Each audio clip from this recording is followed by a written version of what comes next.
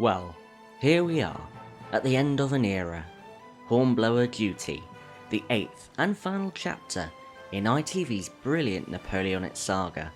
Aired in January 2003, it wraps up Horatio Hornblower's televised journey in style, emotion, and a good splash of naval warfare.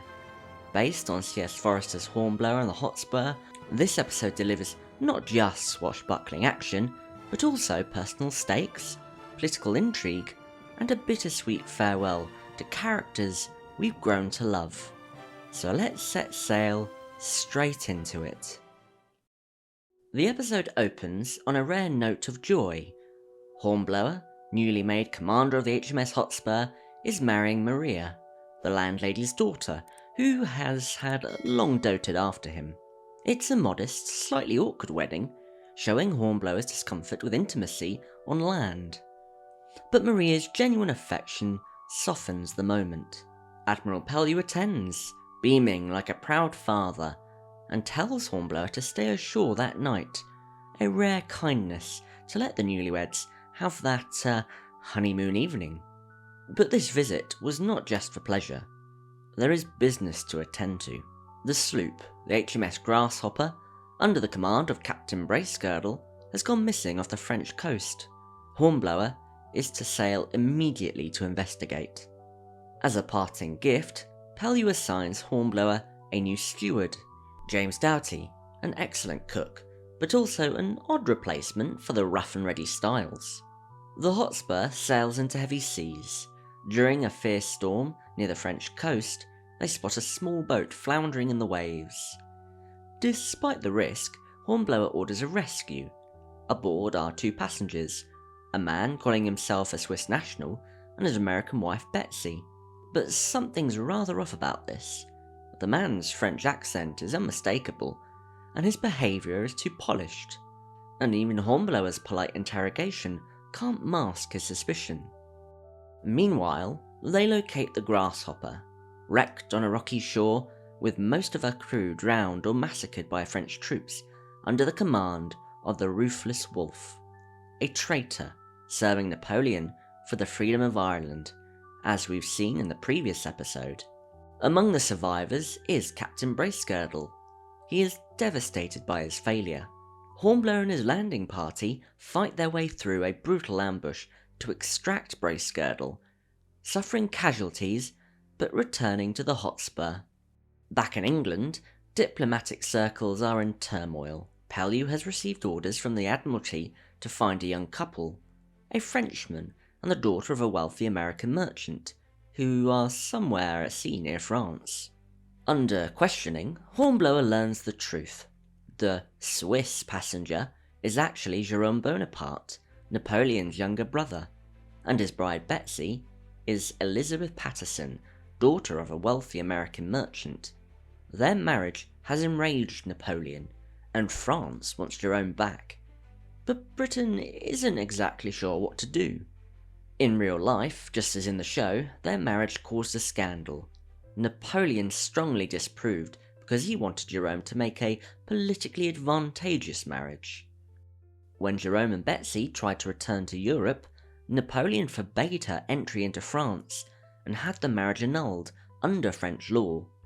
Betsy gave birth to their son, Jerome Napoleon Bonaparte, in England, but she was never allowed to join Jerome again. Jerome later became King of Westphalia and married Princess Katharina of Württemberg, as Napoleon wished. Now back to the show. Pellew also learns the identity of the 2 missing persons. It must be said that you can taste Pellew's disgust when he says the word Boney. Boney's brother. Hornblower, unaware of the full stakes, debates returning home. Bracegirdle suggests it's the safest option, but Hornblower, ever dutiful, insists on completing their intelligence mission on the French coast. Tensions rise amongst the crew. Styles, fiercely anti-French, resents the passengers and openly voices his discontent. Bracegirdle, determined to redeem himself, goes on alone to gather more intelligence. Tragically, he discovers the French are preparing an invasion force. But he's killed. before he can warn Hornblower. An explosive cannonball was shot by the French and almost cost the lives of more men aboard the Hotspur, yet Hornblower, once again showing his bravery, saves the crew, with a little help from Maria's mittens. Hornblower reports to Pellew, who informs him that the diplomatic service has quarantined the Hotspur to keep Jerome's presence in England a secret. No one can disembark or board, captain included. Stranded on shore, Hornblower takes the opportunity to spend a few days with Maria and enjoy married life. After some background politics, Hornblower is then ordered to take Jerome to France and to transfer his wife Betsy to another ship that will take her home to her father in America. The tension on the ship continues, and it all culminates in Styles sabotaging Doughty's stew with a dead rat. Doughty, furious, gets into a fistfight with Styles, but accidentally strikes Midshipman Orrick in the scuffle. Under the brutal Articles of War, striking an officer carries the death penalty. Hornblower, visibly pained, has no choice but to clap Doughty in irons. Hornblower explains to Jerome that he must go ashore alone. Jerome reluctantly agrees in the hope of persuading his older brother to welcome his wife. Betsy, not sure where he is, assumes that Hornblower has had him killed and gives him some rather harsh words. Hornblower and Bush slip ashore, navigating French patrols, and discover the truth. The cannons they found earlier were removed to lighten the frigate's load so that they could carry 1,000 troops each. The goal? Ignite rebellion in Ireland and destabilise Britain. With no time to lose, Hornblower devises a desperate plan. Under cover of thick fog and snow, the Hotspur creeps into the shallow bay, risking grounding at any moment. They open fire, disabling the lead frigate, while the two behind collide in chaos and run aground.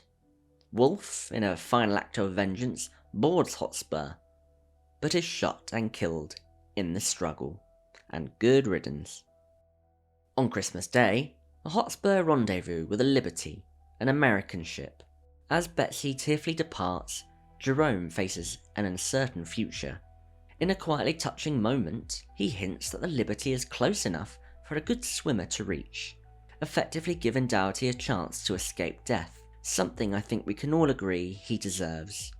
Hornblower returns to England to find Pellew waiting with news.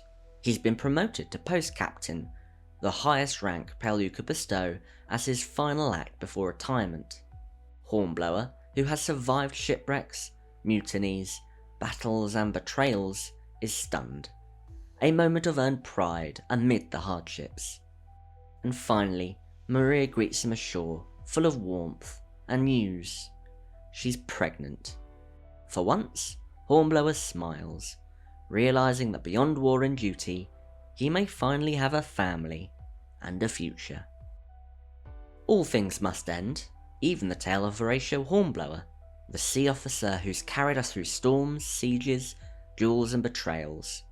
Duty, the 8th and final episode of ITV's Hornblower series, closes the story with fitting weight. It's an episode of quiet triumphs and bitter farewells, wrapping up a series that remains one of the finest historical dramas ever put to screen. And the title says it all, really. Hornblower has always been torn between personal desire and professional obligation, but here it's at its sharpest. He's just married Maria, a symbol of peace and home, but is immediately called back to sea. His longing for domestic happiness clashes with his inescapable sense of responsibility, a conflict that has defined him since the beginning. And the episode repeatedly tests Hornblower's judgment, not just his skill. How does a captain balance the letter of the law, like punishing Doughty for striking an officer? How does he balance loyalty to an old friend, political orders, and the welfare of his crew? This moral murkiness is what has always made Hornblower such a compelling hero, and it all escalates in this episode. Hornblower here is a man fully formed, confident, decisive, yet haunted by the weight of his role. We see tenderness in his interactions with Maria, sternness with his crew, all played with great subtlety. Griffith never overplays Hornblower's emotions. Instead, he lets restraint speak volumes. Watch his face when Bracegirdle dies. Or when he's having to lock up Doughty. There is pain there, but it's kept tightly controlled, as a captain must. William Bush is, as ever, the steadying presence at Hornblower's side, and Paul McGann's performance here is beautifully understated. A masterclass in quiet loyalty. He knows when to challenge Horatio, when to stand firm, but his faith never wavers. We see Bush as the ideal second-in-command, tactically sharp, emotionally mature, and fiercely protective of his captain. There's deep unspoken trust between the two. Bush is the one man Horatio has never had to explain himself to. Pellew's appearances is brief, but Robert Lindsay fills it with warmth and gravity. His interactions with Hornblower are laced with fatherly pride. You sense he's always seen Horatio as more than just another officer, and his final act, promoting Hornblower to post captain, is a quiet but powerful passing of the torch. Pellew has always been a fan favourite because of his balance of sternness and care. With Maria, she could have easily been written as a cliché, the sweet, clueless naval wife, but she is played with a gentle complexity. She's not cut out for naval life, but she's no fool. She senses Horatio's distance and accepts it with quiet grace. Her warmth and affection are genuine, and her pregnancy announcement at the end isn't just a happy twist. It's a lifeline for Horatio, an anchor to a world beyond war. Bracegirdle's arc in this episode is tragic. Once a calm and reliable officer, he's reduced here to a man racked by guilt after losing his ship and his crew. The performance is raw, filled with haunted eyes and desperate urgency. He volunteers for a dangerous reconnaissance mission, almost as penance and seeking redemption, and he ultimately pays with his life. Bracegirdle's death hits hard because he's not heroic or noble. It's sad and messy, a reminder that even good men can fall in war. With Doughty, the noble steward, it is a small role that brings surprising emotional punch. He is played as warm, hard-working, and increasingly caught between the officer's world and the sailor's resentments, like with the interaction with Styles. Styles reacted quite immaturely in this episode, almost prejudice-like. It's certainly my least favourite performance of his, because yes, you are at war with the French, but that's no reason or excuse to act like a dick. Doughty was just trying to do his job. He has pride in it. And when he accidentally strikes Midshipman Orrick in a scuffle, the moment is gut-wrenching, not because of the offence, but because Doughty knows the consequences. Hornblower's mercy, however, was a nice touch. I for one would have felt that if he had ended up being hanged in the episode, it would have left a sour taste in my mouth. The side characters of Jerome Bonaparte and Betsy were just merely MacGuffins in this episode. I felt their performance wasn't the strongest. I try not to criticise acting too much, but I felt Betsy's American accent was overdone and just obviously fake, which made the scenes between her and Hornblower just not really work. Despite this, their screen time was limited, and it didn't affect the quality of the show. Andrew Grieve directs this episode with his usual balance of tight pacing and character focus. The shipboard scenes feel authentic and alive, packed with background activity and texture. The naval action is cleverly choreographed, using the fog and geography to create tension rather than relying on spectacle. As mentioned, I do have a few nitpicks in this episode. I felt that the explosion from Bracegirdle's ship was something you'd see from Grand Theft Auto on PS2.